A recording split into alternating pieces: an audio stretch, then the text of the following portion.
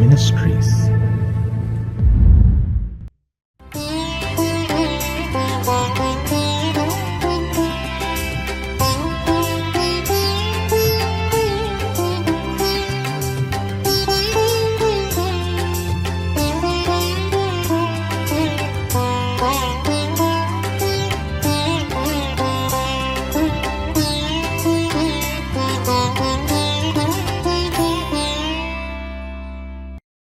ஆண்டவரும் இரட்சகருமாகிய இயேசு கிறிஸ்துவின் நாமத்தினாலே காட் கூசிஸ் மினிஸ்ட்ரி சார்பாக இணைந்து ஜெபிக்கிற ஊழியர்கள், யூடியூப் சேனல் வாயிலாக செய்தியை கேட்கிற ஊழியர்கள் மற்றும் தேவ பிள்ளைகள் யாவருக்கும் அன்பின் வாழ்த்துக்கள். தேவனாகிய கர்த்தர் இந்த மாதத்திலே நம்மை வெற்றி சிறக்க பண்ணுவார் என்பதை உறுதிப்படுத்துகிறேன். தேவனாகிய கர்த்தருடைய கிருபையினாலே கடந்த 4 மாதங்களை கடந்து வந்திருக்கிறோம். சூழ்நிலைகள் நம்மை எத்தனையோ விதங்களிலே சோர்வுக்குள் படுத்தியிருக்கலாம். ஆனாலும் அவை எல்லாவற்றையும் ஜெயிக்க தேவனாகிய கர்த்தர் கிருபை செய்திருக்கிறார். அவருடைய கிருபையும் சமாதானமும் பாதுகாப்பும் தயவும் கடந்த 4 மாதங்களில் இருந்தது போல இந்த 5வது மாதத்திலேயும் உங்களோடும் உங்கள் குடும்பங்களோடும் உங்கள் ஊழியங்களோடும் இருக்க வேண்டும் என்று ஆசீர்வதிக்கிறேன். தேவனாகிய கர்த்தர் நம்மை கொண்டு இந்த மாதத்திலே பெரிய காரியங்களை செய்வாராக. தேவனுடைய ஆசீர்வாதங்களை நாம் ஜெபித்து பெற்றுக்கொள்வோம். கர்த்தர் தாமே பெரிய காரியங்களை செய்வாராக. ஆமென்.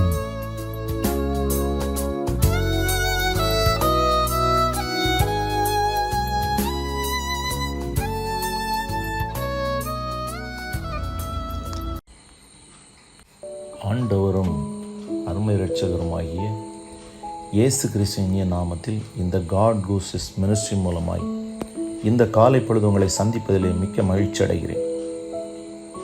கிறிஸ்துக்குள் பிரியமானவர்களை, இன்றைக்கும் வேதத்திலிருந்து சில வசன பகுதிகளை நாம் தியானித்து கடந்து போக இருக்கிறோம். கர்த்தர் நம் மத்தியிலே பெரிய காரியங்களை செய்வாராக. ஆமென். கிறிஸ்துக்குள் பிரியமானவர்களை, இன்றைக்கு நாம் தூதர்களை குறித்து பார்க்க போகிறோம். வேதத்திலே தூதர்களை குறித்து அநேக பகுதிகளில் சொல்லப்பட்டது உண்டு. இன்றைக்கு நாம் அதை குறித்து சற்று பார்க்க போகிறோம். தூதர்கள், இவர்களை வேதத்திலே தேவதூதர்கள் எனவும் அழைக்கிறோம். கிரேக்க பதம் தூதர்களை ஏஞ்சலஸ் என்று அழைக்கப்படுகிறது. தேவன் தூதர்களை எல்லாவற்றிற்கும் முதலாவது படைத்தார். ஸ்தோத்திரம். முதல் நாள், படைப்பின் முதல் நாள், முதல் நொடி பொழுதில் முதலாவது தூதர்களை தேவன் படைத்தார். தூதர்கள் தான் படைக்கப்பட்டனர். இவ்விதமாய் தூதர்களை படைத்த பின்பு தேவன் உலகத்தை, அஸ்திபாரங்களை படைத்தார். பூமியின் அஸ்திபாரங்களை தேவன் படைத்தார். தேவன் உலகை படைத்ததை பார்த்து கொண்டிருந்த தூதர்கள் மகிழ்ச்சி அடைந்தார்கள் என்று வேதத்தில் நாம் பார்க்கலாம். அப்படி என்றால் உலகம் படைப்பதற்கு முன்னதாக தூதர்கள் படைக்கப்பட்டு விட்டார்கள். யோபு 38:6-7 நாம் வாசிக்கலாம். இதை நாம் தெரிந்து கொள்ளலாம். அதன் ஆதாரங்கள் எதின் மேல் போடப்பட்டது, அதன் கோடிக்கல்லை வைத்தவர் யார்? அப்பொழுது விடியற்காலத்து நட்சத்திரங்கள் ஏகமாய் பாடி தேவபுத்திரர் எல்லோரும் கம்பீரித்தார்களே. ஆமென். இந்த வசனம் இந்த காரியத்தை உறுதி செய்கிறது. இவ்வசனத்தில் நட்சத்திரங்கள் என்னும் பதங்கள் தூதர்களை குறிக்கிறது. அனைத்து தூதர்களையும் தேவன் தமது ஒரே கட்டளையால் படைத்தார். தேவன் தூதர்களை ஒரு கூட்டமாக படைத்தார். அவைகள் தேவதூதர்கள் எவ்வளவு என்று பைபிள் குறிப்பிடப்படவில்லை. தேவனுக்கு மாத்திரம் தெரிந்த ஒன்று.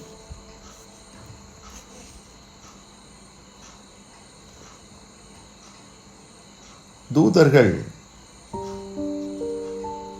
திருமணம் செய்வதும் இல்லை.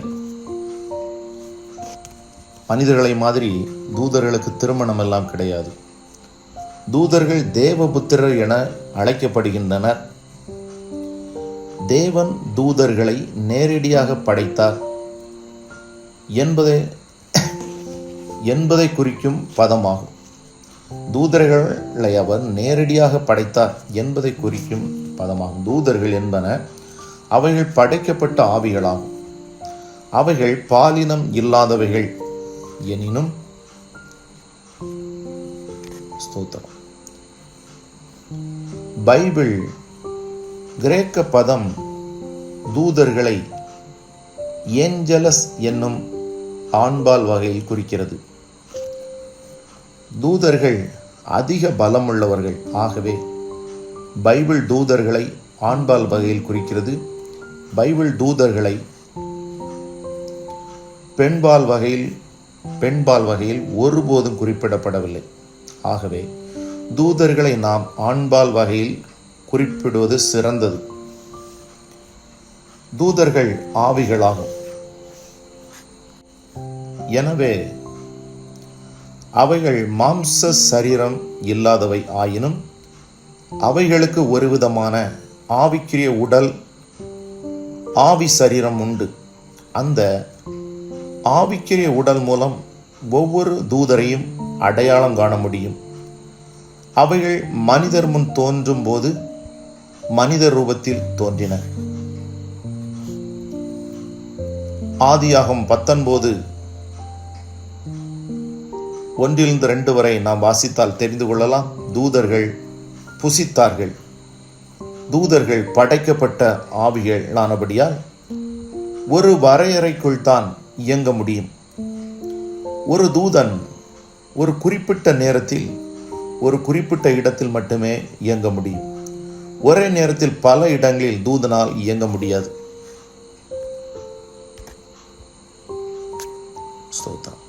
தூதர்களால் மனித மொழியை பேச முடியும். சகரியா 6:4-5 வரை வாசித்தால் நாம் அதை அறிந்து கொள்ளலாம். ஆனால் மனிதனால் தூதர் மொழியை பேச இயலாது. தூதர்கள் நல்ல உற்சாக உணர்வுள்ளவர்கள், நல்ல அறிவுள்ளவர்கள். தூதர்கள் நல்ல அழகுள்ளவர்கள், வாலிபர்களைப் போல் காணப்படுவார்கள். தூதர்கள் மனிதரை விட பல மடங்கு பலமுள்ளவர்கள். ஆனாலும் ஒவ்வொரு தூதனும் பலத்தில் வித்தியாசமானவர்கள். மேலும் தூதர்கள் அறிவு, சித்தம், உணர்வு உள்ள ஆழ்தன்மையுள்ள ஆவிகளாகும். தேவன் தூதர்களை படைக்கும் பொழுது அவைகள் எல்லாம் நல்லவைகளாக இருந்தன. ஆனால் சில காலம் சென்ற பின்பு அவைகளில் ஒரு கூட்ட தூதர்கள் கலகம் செய்தனர். கலகம் செய்த தூதர்கள் கெட்ட தூதர்களாக மாறினர். அந்த காலத்துக்கு பின்பு தூதர்களை 2 வகையாக பிரிக்கப்படுகின்றனர். எப்படி என்றால், கலகம் செய்தவர்கள் கெட்ட தூதர்கள், மற்றவர்கள் நல்ல தூதர்கள். இப்படி 2 வகையாக பிரிக்கப்பட்டு சொல்லப்படுகிறது. தூதர்கள் எண்ணில் அடங்காதவர்கள். அவர்கள் இவ்வளவு என்பது அது நமக்கு தெரியாது, தேவனுக்கு மாத்திரம் தெரியும். தூதர் கூட்டத்தை தலைமையேற்று நடத்தும் தூதன் பிரதான தூதன் ஆவான். இவ்விதமாய் 2 நல்ல தூதர்களை பைபிள் நமக்கு குறிப்பிடுகிறது. அதில் ஒருவர் மிகாவேல் என்பதன் பொருள் தேவனை போன்றவர் யார் என்பதாகும். அடுத்தது கேப்ரியேல் என்னும் தூதனை குறித்து பைபிள் சொல்லப்படுகிறது.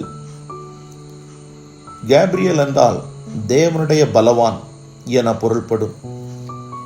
கேப்ரியேல் தகவல் தொடர்பு செய்யும் தூதர்களின் தலைவன். இன்னும் கேருபீன்கள் இவை நல்ல தூதர்களில் ஒரு சிறப்பு வகையாகும்.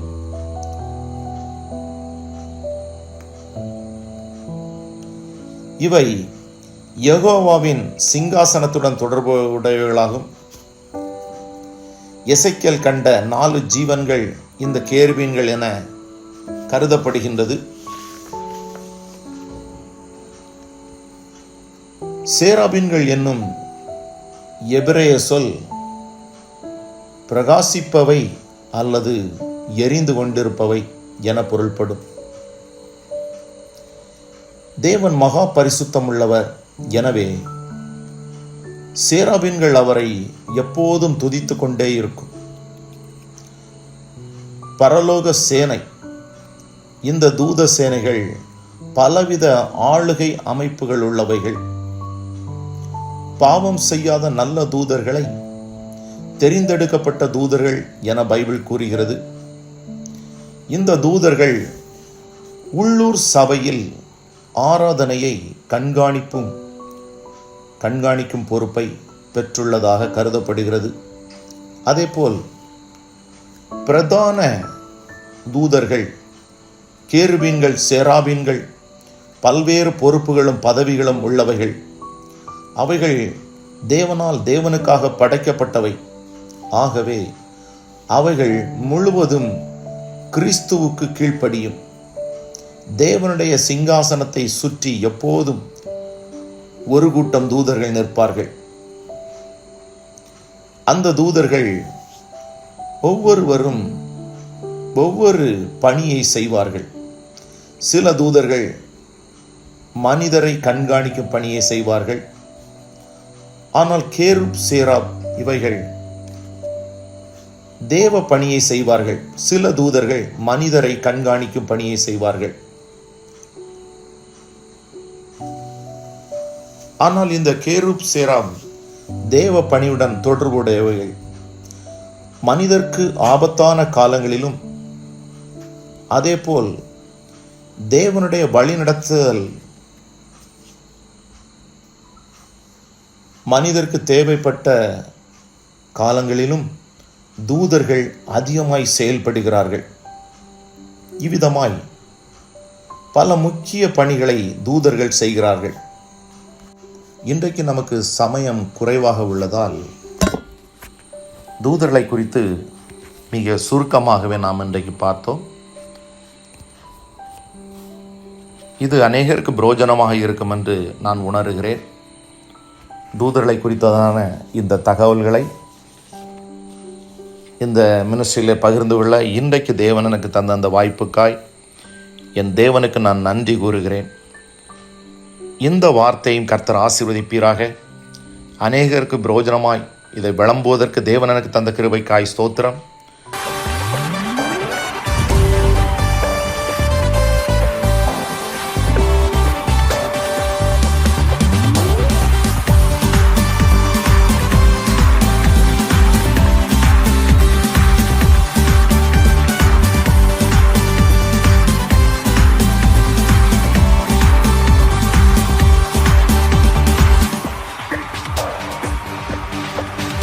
அலங்கார வாசலாலே பிரவேசிக்க வந்து நிற்கிறோம்.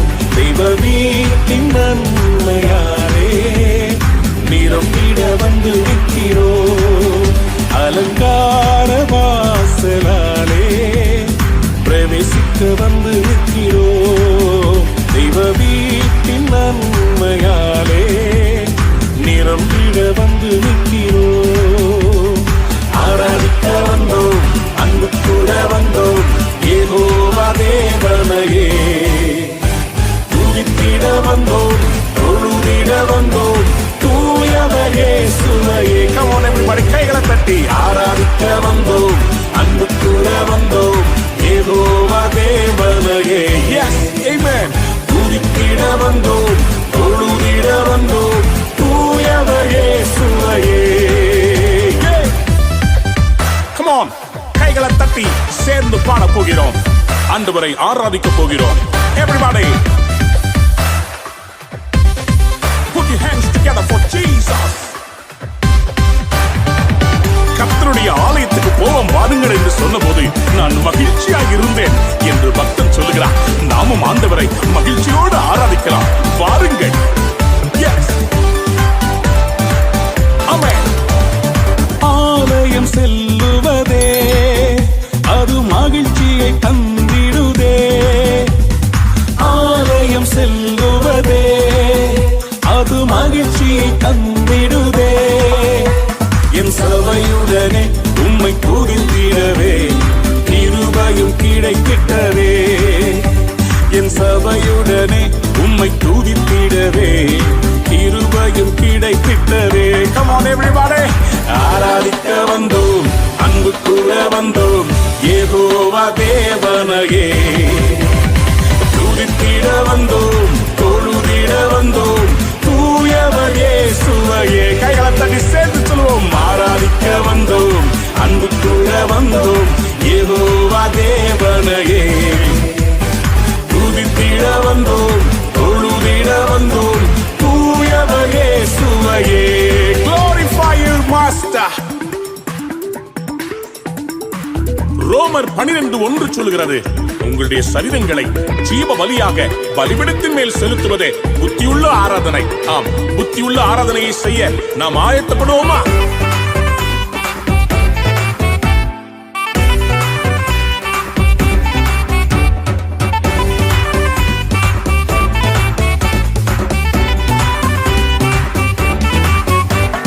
பலிகளை செலுத்திடவே, ஜீவ பலியாக மாறிடவே.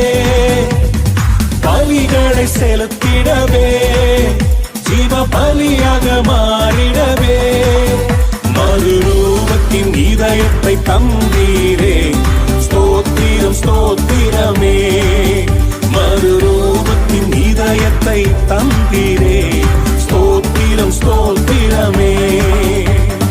ஆராதிக்க வந்தோம், அன்பு கூற வந்தோம், யெகோவா தேவனையே. Yes Lord.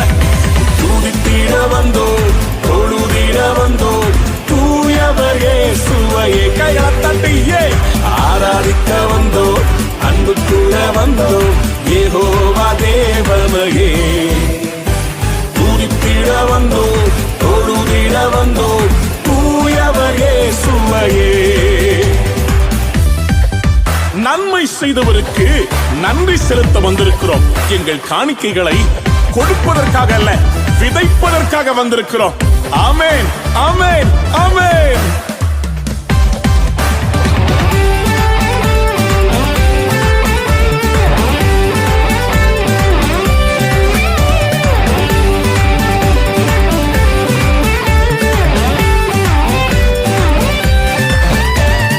நன்மை செய்தவர்க்கே நன்றி செலுத்துவோமே. நன்மை செய்தவர்க்கே நாங்கள் நன்றி செலுத்துவோமே. எம் காணிக்கையை உம் கரங்களிலே உற்சாகமாய் விதைக்கிறோமே. எம் காணிக்கையை உம் கரங்களிலே உற்சாகமாய் விதைக்கிறோமே. ஆராதிக்க வந்தோம், அன்பு கூற வந்தோம், யெகோவா தேவனையே. Come on everybody. துதித்திட வந்தோம், தொழுதிட வந்தோம், தூயவர் இயேசுவையே. கைகளை தட்டி come on. ஆராதிக்க வந்தோம், அன்பு கூற வந்தோம், யெகோவா தேவனையே. துதித்திட வந்தோம், தொழுதிட வந்தோம், தூயவர் இயேசுவையே. Are you ready to worship? ஆராதிக்க வந்தோம், அன்பு கூற வந்தோம், யெகோவா தேவனையே. Come on, come on. துதித்திட வந்தோம், தொழுதிட வந்தோம், தூயவர் இயேசுவையே. எல்லாரும் சேர்ந்து பாடுவோமா? ஆராதிக்க வந்தோம், அன்பு கூற வந்தோம், யெகோவா தேவனையே. Yes Lord, we worship you Lord. We adore you. We praise you. உம்முடைய நாமத்தை உயர்த்துகிறோம். நீ பெரியவர், நீ நல்லவர். Thank you Jesus. துதி கனம் மகிமையுமே முழு மனதோடு செலுத்துவோமே.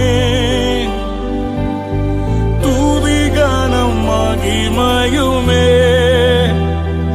முழு மனதோடு செலுத்து